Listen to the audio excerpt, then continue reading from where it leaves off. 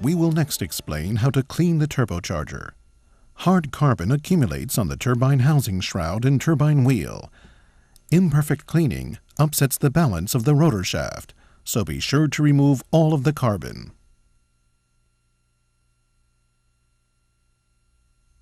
Use the powerful Curry Pearl YF2 cleaning agent for the turbocharger. Curry Pearl consists of two agents, A and B. Read the instructions printed on the package before using the Curry Pearl. Put water into the containers and prepare 20% solutions of agents A and B. Stir them well. Apply grease to the bearing and seal ring in advance to prevent rusting.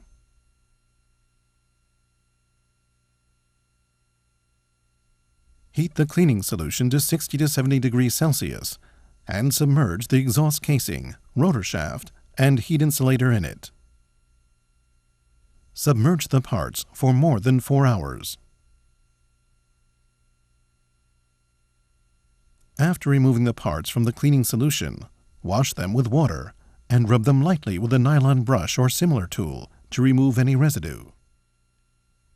Wash the compressor impeller, compressor casing, and bearing housing with cleaning oil. Contamination of the seal ring in particular can cause oil leakage or bearing damage. Be very careful not to damage this part when cleaning.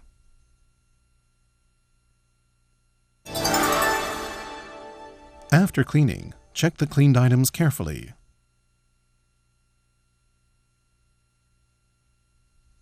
Measure the width of the seal ring groove on the turbine rotor shaft with the slide calipers.